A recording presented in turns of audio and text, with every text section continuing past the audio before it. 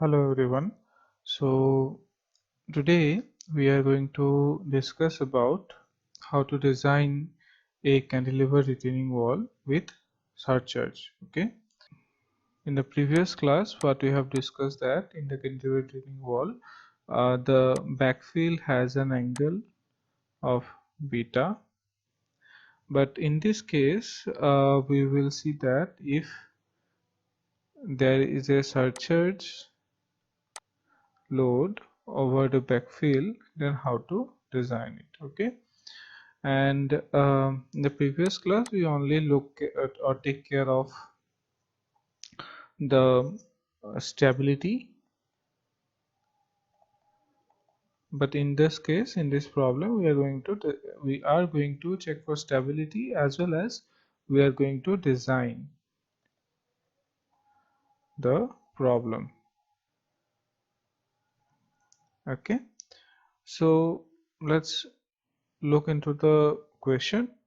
Determine suitable dimensions of cantilever retaining wall which is required to support a 4-meter high bank of earth above the ground level on the toe side of the wall. Consider the backfill surface is subjected to a surcharge pressure of 40 kN per square meter. That means we have a cantilever retaining wall having a height of 4 meter. Okay, means 4 meter. If this is the support, this is the suppose uh, base, this is the ground level. Okay, and we had a surcharge pressure of 40 kilonewton per meter square. Okay, and assume the good soil for foundation at a depth of 1.2 meter. The foundation depth is 1.2 meter. This is the ground floor level. Okay, so it is 1.2 meter, sorry, 1.25 meters, and the bearing capacity is 160 kilonewton per square meter. Further, assume that the backfill is comprised of granular soil with a unit weight of 60 kilonewton per meter cube and an angle of shearing resistance of 30 degree. So the gamma is given as 16 kilonewton per meter cube, and the angle of shearing resistance, that is phi, is 30 degree. Okay, assume that the coefficient of friction between the soil and the concrete to be 0.5, that is, this is the mu value, and M20 and Fe415 grade of steel and concrete and steel to be used. Okay, so this is our problem. We have to first find out suitable dimension, we have to check for stability, and then we have to design. So checking for stability or finding out the dimension is similar to that what we have done in the previous class, where we had a backfill with inclined backfill. Okay, that is, suppose some angle was there. Okay, beta is was, I think, suppose some value is there, it has an inclined backfill. So that is what we have done in the previous class, but in this problem your backfill is not there, but surcharge pressure is there. Okay, so this is what we have to do. Now let's look at the data which are available to us.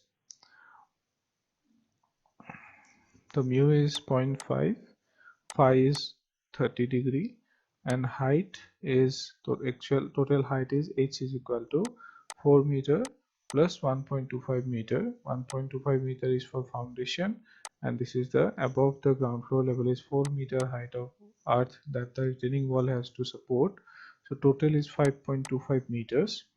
Then surcharge pressure is 40 kilonewton per meter square. Then bearing capacity or allowable capacity is 160 kilonewton per meter square. Unit weight of concrete, this is unit weight of concrete.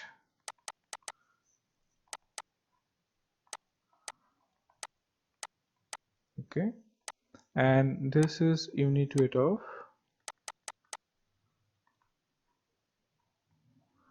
soil.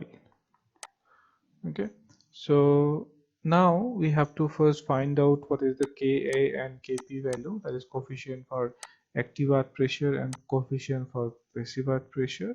So in the previous class when we had a inclined backfill, then our equation was different.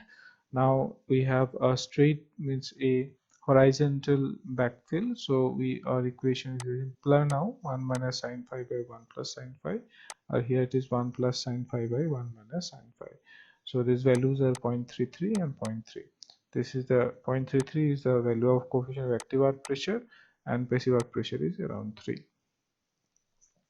Now in the problem it has been mentioned that it is being subjected to a surcharge load of 40 kilonewton per meter square, right? So if you convert this 40 kilonewton, so this is suppose 40 kilonewton per meter square. So if you convert this 40 kilonewton per meter square load into say pressure, into pressure, then we can find out certain height of the distribution of the pressure on the cantilever wall. So, okay, so suppose actually without the surcharge load, this is the pressure distribution diagram. Okay, it is starting 0 at the top and maximum at the bottom, but as there is a surcharge load of 40 kilonewton per meter square, that can be equivalent height we can add to the pressure diagram. Okay, so this can be something like this. Okay, this is the equivalent extra height that we can add.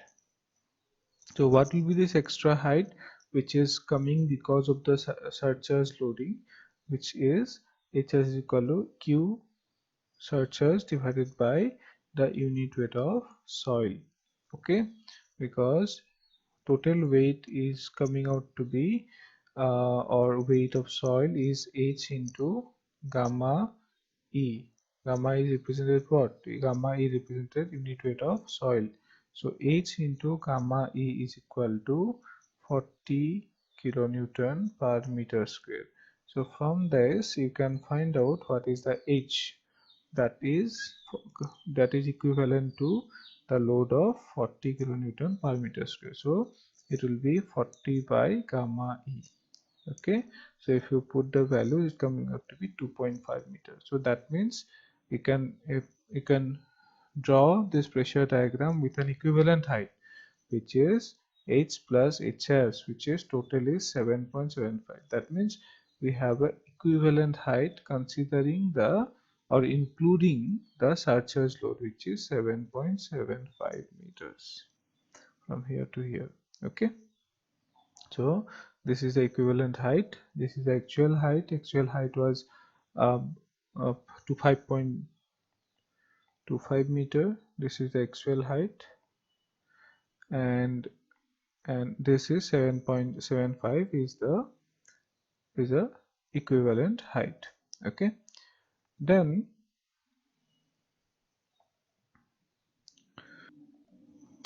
okay, now we are going to go for preliminary properties. Okay, so thickness of the footing base slab is approximately 0.08 times of the height, right?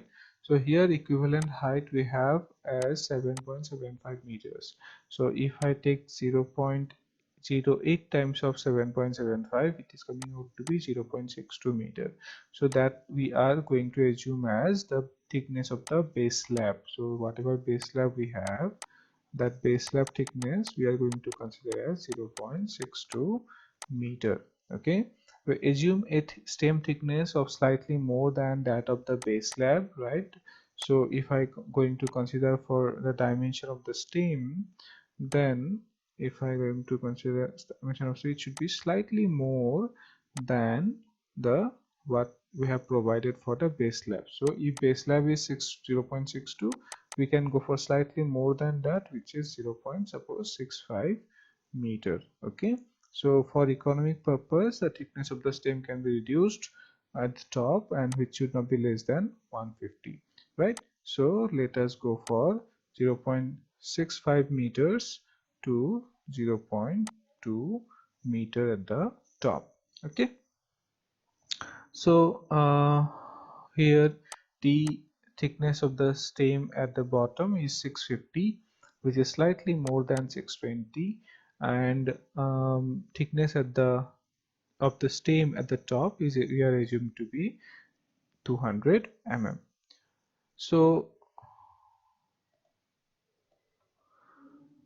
for economical properties, for an economical proportioning of the length L of the base slab, it will be assumed that the vertical direction R at the rooting base is in line with the front face of the stem. So the length of the heel slab, including the stem, should be given by this equation, right? So it is similar to that what we have done. That means the center, if I show you this particular drawing, I think it will be very clear, because here we are assuming that the direction is at the, or the center is at the direction is acting at the face of the stem. Okay, so and the distance of this x is given by this particular equation. Capital X is equal to root over Ka by 3 into Heq, which is 2.583 meters. Okay, and X is given by 2.6 meters. So if you calculate, you put the values and you will get a value of X is equal to 2.6 meter. That means this is going to give you the dimension. That means from the distance of the face of the cantilever or the stem from the toe region. Okay, so this distance is 2.6 meter, and total length L is taken as 1.5 times of x, which is around 3.9 meter. Okay, this is the length, and the x is this one, 2.6 meters. Okay, so you can see in the figure. So we have the searcher's load. We have found out the height for the searcher's load, which is around 2.5 meters, and this is the actual height of the soil. This is the footing height, so total was around 7.75. Then this is the thickness of the base slab, which is 620, and this is the thickness 650. Here it is, we have 200 mm. Then we have the x value. This distance is 2.6 meter, and total is 3.9 meter. So this distance becomes eventually 1.3 meters. Okay, so this diagram is important. So initially, if we consider the different weight components, then we have this rectangular portion of the soil minus this concrete portion. So if I say that W1 is this rectangular portion, this is the weight of this, W1 represents the weight of this portion of the soil, W2 represents this rectangular portion of the concrete, then W3 represents this weight of this triangular portion of the stem, W4 represents the thickness, the weight of the thickness of the base slab. Okay, and this is all that we have to consider while looking for the stability checking of the cantilever. Okay, cantilever retaining wall. So also look at the terms here. So PA1 represents the active earth pressure corresponding to this particular rectangular stress. This is because of QU, searcher's loading, QU into H. Okay, then PA2, this is for this triangular distribution, which is at a distance of h by 3 from the base, and the PA1 is going to act at a distance of h by 2, as it's a rectangular distribution, and these values are, this is Ka gamma A into Hs, or Ka into Qs, right? This is the active earth pressure coefficient, or this is the searcher's loading. You can also consider the notation here what is mentioned, but in this problem we have used this kind of notation Ka and Qs. So this is Ka and Qs, and this triangular portion we have Ka gamma e into H, Ka gamma e into H. Okay, so this is what you need to understand, or you need to visualize before going for the further calculations. Okay, then we have to now check for stability against overturning. Okay, so for that we need to find out which are the forces which is trying to destabilize and which are the forces trying to stabilize. So for that, first let's find out what are the forces that is acting on the cantilever. Okay, that is trying to in this direction. Okay, so we have PA1, PA2. Okay, so what are the forces? PA1, if I consider everything per meter length of the wall, okay, that is 1 meter, you will see everywhere to be multiplied. So PA1 is equal to Ka Q surcharge into H, which is 70 kilonewton, and PA2 is equal to Ka gamma, means this is the area of the triangle, so half into Ka gamma H into H by 2. Okay, so this is, I think you understand this. This is half of Ka gamma e into H into H. This is what is this? Ka gamma e H square by 2 into 1 meter. 1 meter is for 1 meter length of the retaining wall, which is 73.5. So total active arc pressure which is acting is around 143.5 kilonewton, and what is the overturning moment that is acting about the toe, which is PA1 into H by 2 plus PA2 into H by 3, because PA1 is going to act at a distance H by 2 from the base, and PA2 is going to act at a distance H by 3 from the heel. So which is what, 312.375 kilonewton meter. So this moment is going to try to rotate this particular cantilever wall about this particular point, which is at the heel point. Okay, so this is similar to that what we have done in the previous class. Then calculation of resisting moment on the wall due to weight per meter length. So we have different weight components, right? We have different weight components, so we also have to consider that. So we have W1 here, then W2 and W3 over here, then W4 we have over here. So all the weights, or the weight that is acting over the cantilever wall, that is going to, that will try to stabilize, right? So let's see all those weights and what amount of stabilizing moment they provide. So the W1 is basically the weight of this rectangular portion, right? So if this was the cantilever retaining wall, okay, this was wrong. Uh,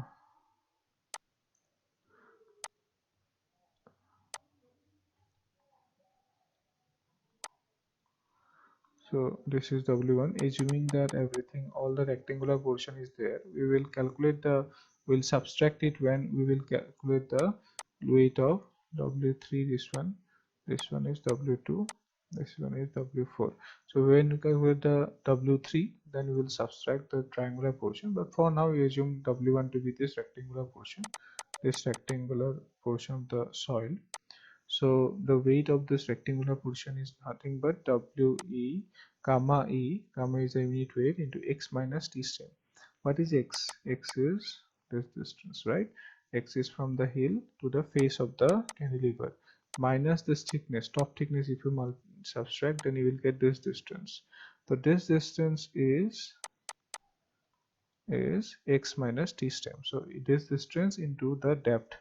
Depth is h equivalent minus t thickness of the base. So h equivalent minus this thickness of the base will give you this distance. Okay, and that will basically take care of the as we are taking h equivalent, so the surcharge load is also being taken care of. Okay, because that is why hq is being taken. If you take only h, that is only this height, then surcharge load you have to consider separately. But as we have considered h eq over here, or equivalent height, so surcharge load is also taken care of. Then into 1 meter, so it becomes 273.792 kilonewton. And where this load is going to act, what is the distance from the hill? So this distance is x minus the thickness of the stem at the top by 2, the half of this distance, right? So it is 1.2. If you find out the moment, then w1 to x1, which is 328.55 kilonewton meters. Then the w2, this rectangular portion of the stem, and that is nothing but gamma c, midweight of the concrete, thickness of the stem at the top, this distance, and h minus, it is here we no need to consider h equivalent, because this is only the concrete portion we are taking. So h minus thickness of the base slab, and which comes out to 23.15, and x2, that means at which distance this will act from the hill, this distance. So this distance you have to calculate, this distance. So this distance is x minus this is x minus half of this thickness, so it's x minus t stem at the top by 2, which is 2.5. So if you find out the moment, w2 into x2 is 57.875 kilonewton meters. I hope you have understood. So this is very easy. You just need to remember the figure and then go on calculating. Then W3 is the triangular portion, but I told you that while calculating the W3, you have to subtract the triangular portion of the weight of the soil that is being taken care of in the W1, because the W1 we have considered perfectly rectangular, so that's one triangular small portion is there, right, which should not be which should be concrete instead of soil. So that will be taken care of in W3. So it is half into the gamma c minus gamma e, okay, into t stem, thickness of the stem at the base minus thickness of the stem at the top, so that will give you the width of the triangle, into h minus thickness of the base slab, okay, which will give the height. So half into base into hypotenuse into 1 meter, so it will give you 9.376 kilonewton. Okay, then where it will act at a distance 1/3 from the base of this triangle. So the height of this triangle is x minus thickness of the stem minus the height, that is total height. Here if I show you the diagram, probably you will understand. So here it will act somewhere here, right? So what is this distance? This distance you need to know. So this is the hill, so it is x minus thickness of the stem at the top. So this is this is x, so x minus thickness of the stem, so this will we get this distance, then we have to take this distance. This is nothing but 1/3 of this height, this distance, 1/3. So oh, if this is suppose a, then this distance will be a by 3, right? So what is a is nothing but the thickness of the stem at the base minus thickness of the stem at the top. So thickness of the stem at the base minus thickness of the stem at the top divided by 3, which is 2.25. Okay, so if you calculate the moment 3 m3, then w3 into x3 will give you 21.095 kilonewton meters. Then W4 is nothing but the weight or the base slab. The base slab is perfectly rectangular, so no issue. So gamma C into L, total length thickness of the base, into 1 meter, which is 60.45, and it is going to act a distance L by 2 from the hill. So total moment is 117.878 kilonewton meter. So it will going to act in the downward direction. These moments are all going to act in this like this. Okay, like this moment. Okay, so now let's add all the moments and the weights. All the resultant stabilizing force, that is W, is acting in the downward direction. So if this is a retaining wall, then considering all the the weights W1, W2, W3. So suppose this is the resultant weight W, and we had calculated the moment which is also acting about the hill, and the destabilizing force is basically m naught, which is because of the active earth pressure. Okay, now thus if you consider the hill, then in that case the moment m, it looks like it is acting trying to destabilize. But if you consider the toe region, then it will what, it will try to stabilize this w weight w, this distance. If I say the moment, if you take consider from the toe region, it will try to stabilize the weight of the structure, and the soil over the cantilever wall will try to stabilize the whole structure. So we need to find out what is the stabilizing moment. So for that we need to find out what is the point of action of this total resultant w. So w is acting at a distance of xw is equal to mw by w, which is 1.433. so this distance is 1.433 meters. So if I have to find out the stabilizing moment, that will be the W into L, because total length is L minus 1.433. This will give you the stabilizing moment which is acting in this direction. Okay, and all the calculations, you will see that as the whole cantilever retaining wall is going to overturn about this particular point, about the toe region, about the 2 point. So about which, if you find out the moment, this moment is acting in this direction, because heel and toe are the same level. So this moment is trying to in this direction, it is trying to overturn, and um, the weight is trying to what, trying to stabilize. So this becomes the stabilizing moment. So the stabilizing moments is equal to W whole into L minus XW, which is 904.996 kilonewton meter. So if you find out factor of safety for overturning, which is zero point 0.9 times of the moment of resistance by m naught, or the destabilizing moment, m naught is the destabilizing moment, which is 2.6, which is more than 1.4. So it is okay, fine. So probably you have understood. So in the previously I have told you that this cantilever wall means the moment, you might get confused about one fact, that everything calculation you have done by the hill, right? So probably you can say that the active earth pressure, if this is active earth pressure, then you can, if you find a moment from the toe also, it will be same, right? This distance, I think you should better go with the toe. So just think of it as like all the calculation you are doing with the toe. So for PA, this will be the toe region, then this distance will be same, so you can find out m naught, and from the other weights you have calculated here from the hill.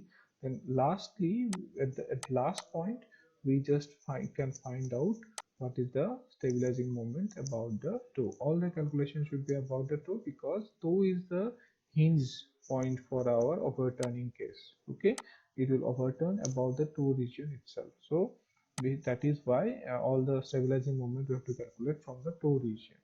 Okay, that will be done at the last step. Okay, and the initial, all the moment calculation, weight calculation will be done from the hill region. So the steps you can follow. Okay, then we can go for soil pressure at the footing or the base. So this is similar to what we have learned previously. So W is 366.8, which is at the distance of 1.432, and 1.4 what we have just now calculated, and m naught is the destabilizing moment. We have the overturning moment about the toe, and about the toe, if we consider the stabilizing moment, the W will act as a stabilizing moment. Okay, now if we consider these two loads, weight W is the total load acting downward, and m naught is actually acting in the in this direction, which is acting in this direction, see this direction. So we will get is distribution of the pressure like a trapezoidal distribution. So maximum stress will be 142.4 kilonewton per meter square, and the minimum will be 45.7. You can calculate it out it is not a big deal, and the reaction is actually acting at the face of the stem, because accordingly we have to find out this x, this lr, this lr we have to calculate. Okay, so let's see that the resultant vertical erection per meter length r is equal to 366.768. The distance of the r from the hill. So what is the distance from the hill?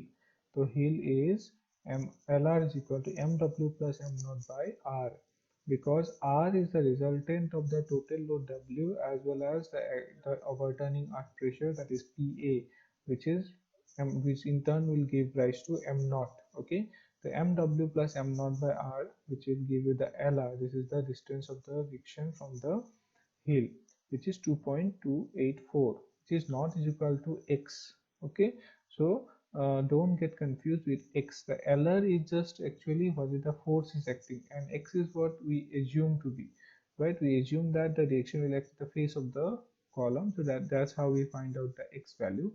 X is basically the x is, you can take it to be the sizing. It is related to sizing, but here lr is basically related to the force.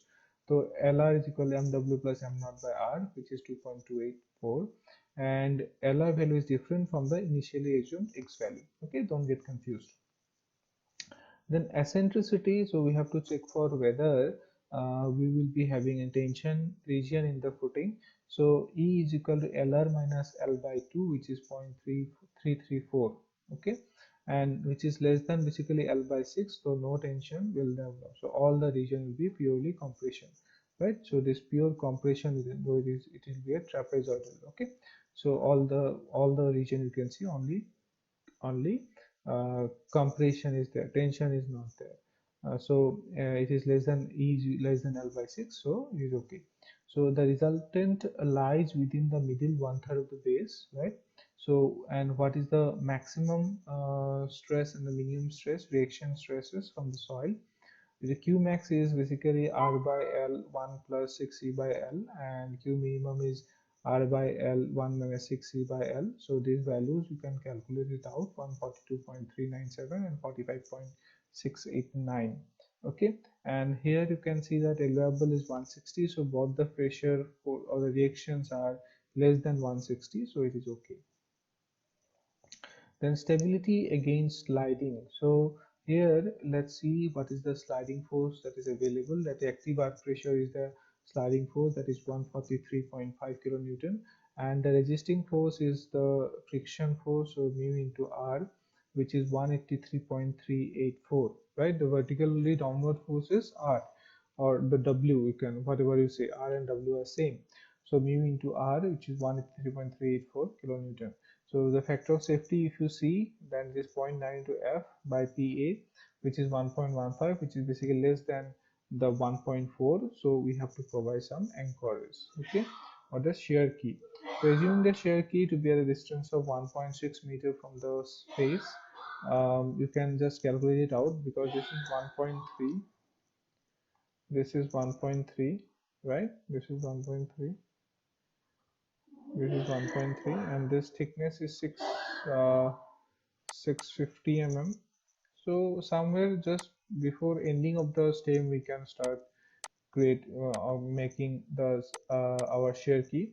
So that is why assuming it to be 1600, so at a 1600 we are going to provide the shear key.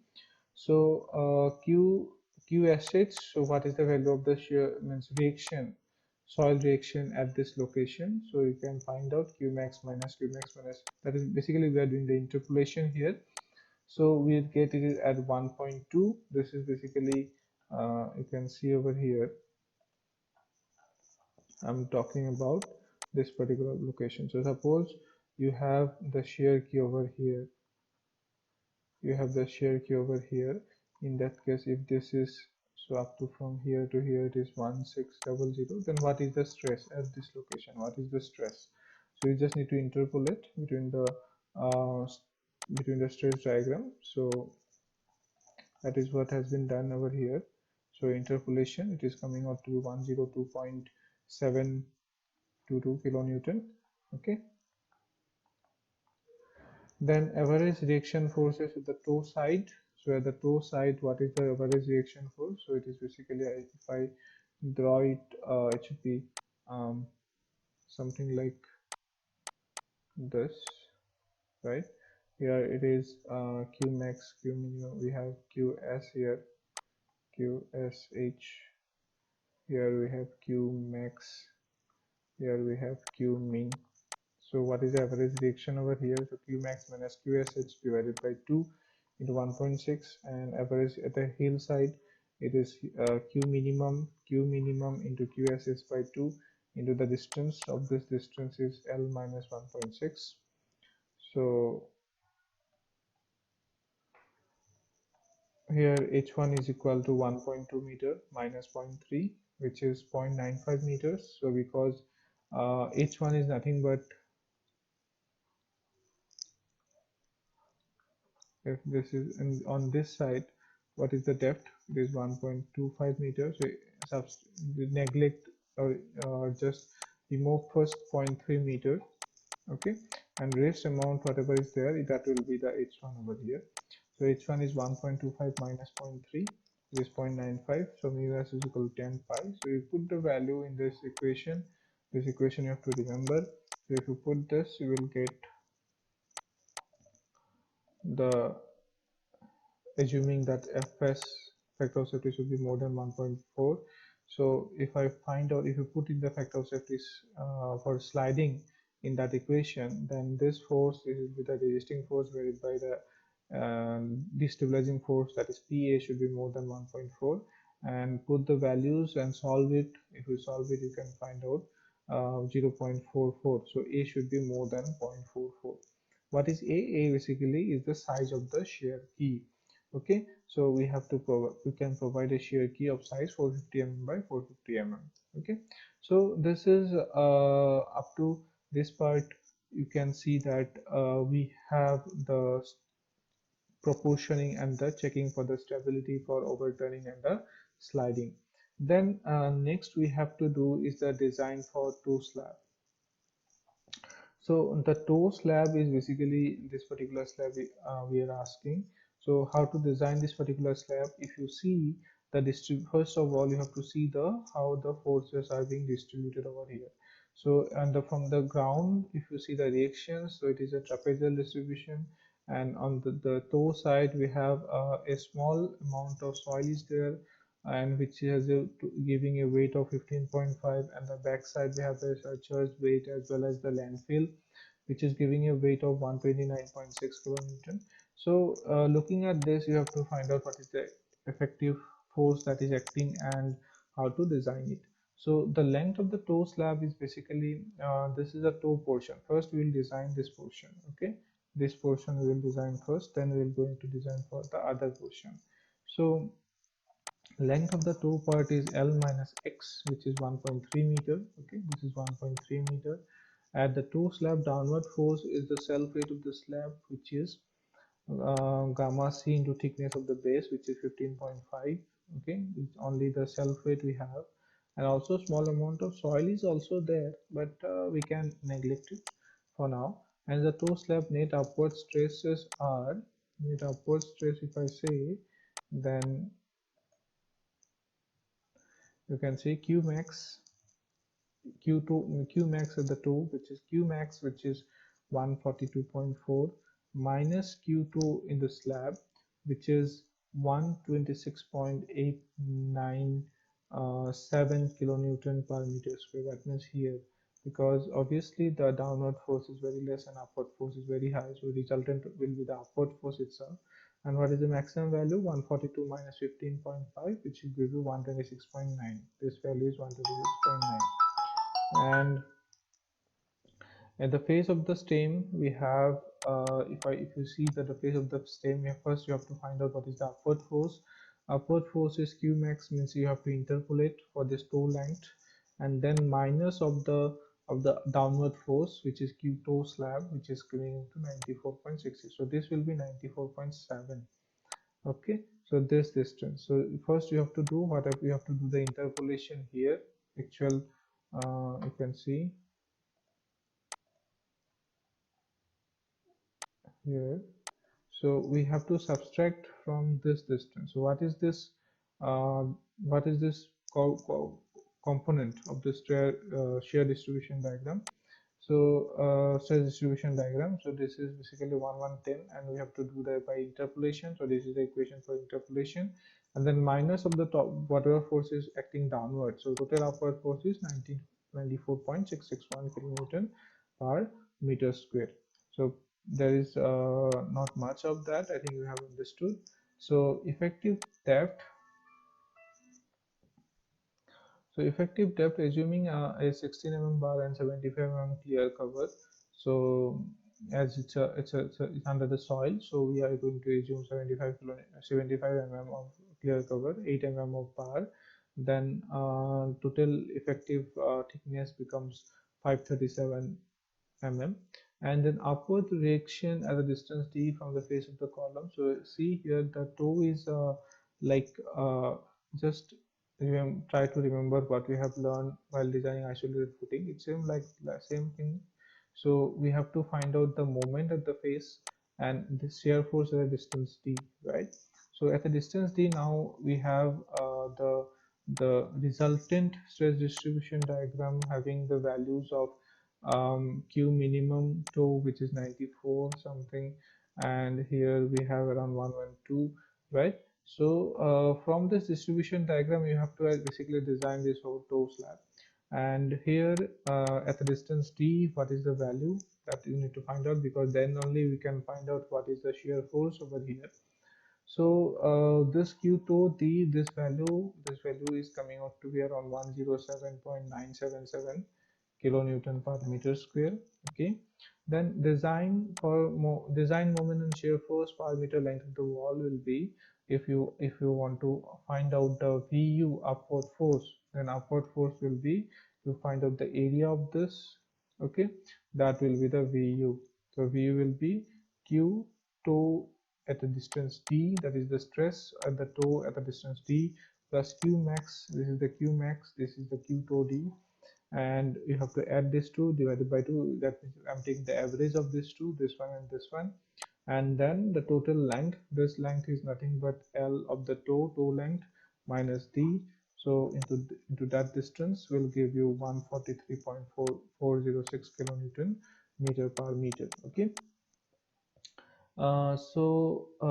This is the VU, and if I want to find out the moment will be basically at the face of the stem. So this is basically, you need to find out what is the force. That means here this is 94.7. So you need to find out what is the total force. Then also you have to find out what is the centroid. Okay, so just think of it. If I want to find out the moment about this, you have to find out which is the total reaction r, then what is the distance x, then only you can find out the moment as equal to r into x, right? So the first task is to find out the r.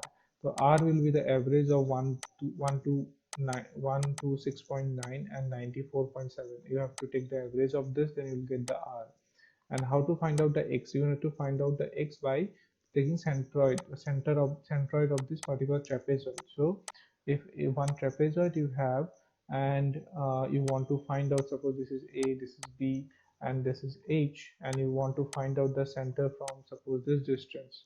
So suppose this is x bar that you are interested in, then x bar is become equal to b plus twice of a by a plus b into h by 3. Okay, this equation will give you x bar. The same equation we can use over here. So we need to find out x.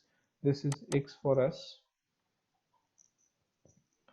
See, suppose this is r, this is r, and this is x bar. So I want to find out x bar over here. So then suppose this distance, suppose this is a, and now this is b. Okay, this is b, so it will be b plus twice of a by a plus b into h by 3.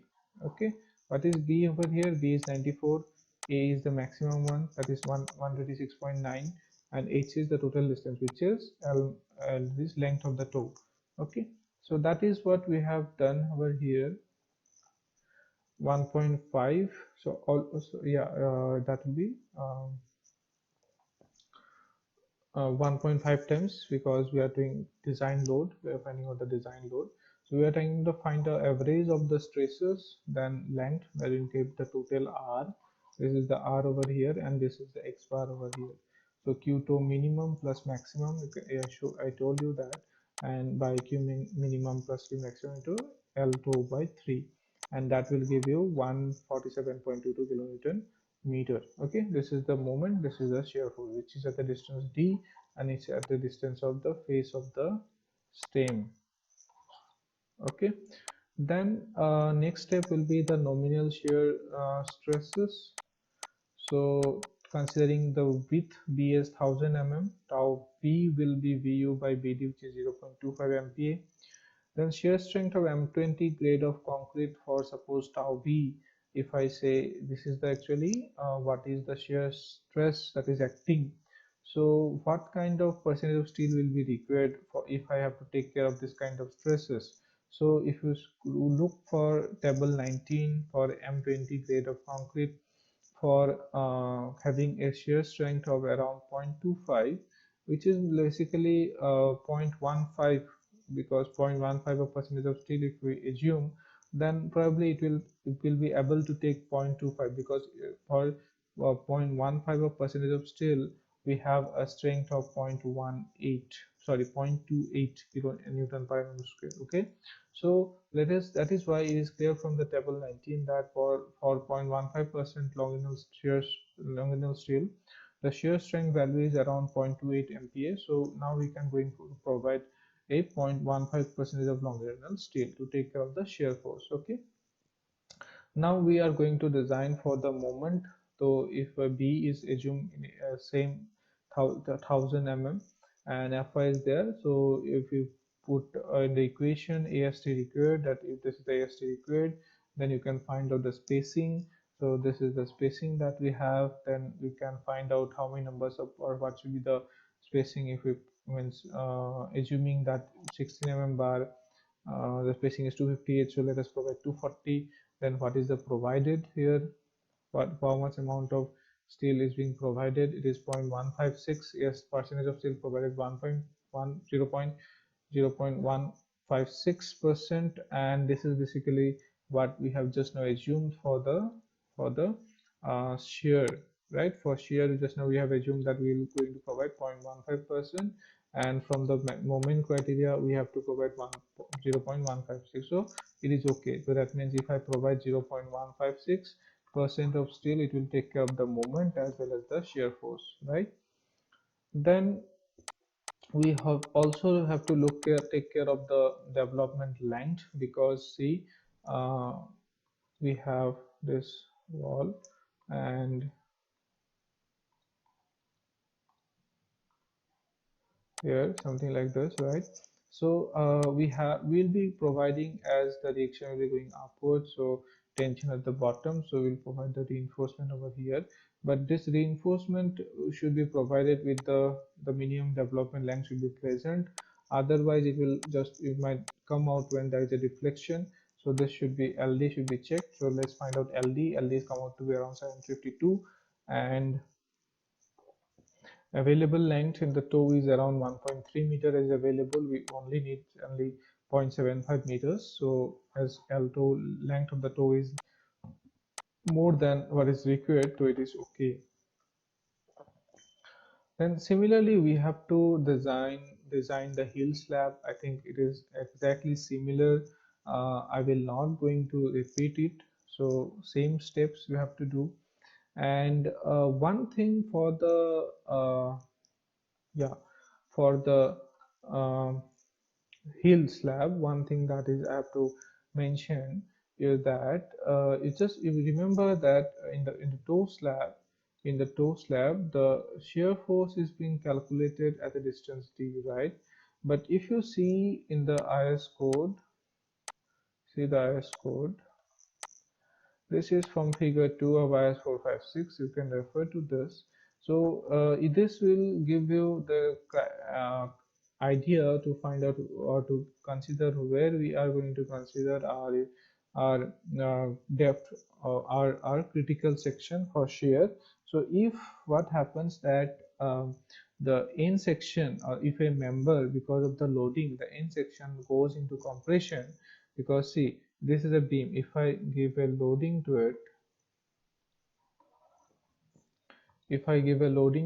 then it will, this end section will be under, the support section will be under compression, right?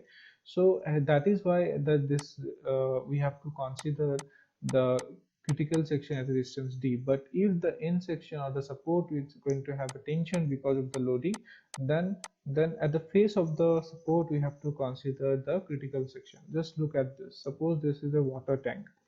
Suppose this is a water tank, something like this. Okay, the water is there. So because of this, what will happen, that this support will be having a tension. The support is going to have a tension. So that is why at the face of the support we are going to consider critical section. But in case of beams, what happens, that when there is a load to the support, then the support goes under compression. The support goes under compression. So as the support goes under compression, so we consider at the distance d. The critical section is considered at a distance d. But here you can see, here also, if loadings are on this side and this side, then this section will be under compression. So we are considering the critical section at distance d. But here, as the support is going as under tension, so we are going to consider the face. So similar thing we can observe here in the footing.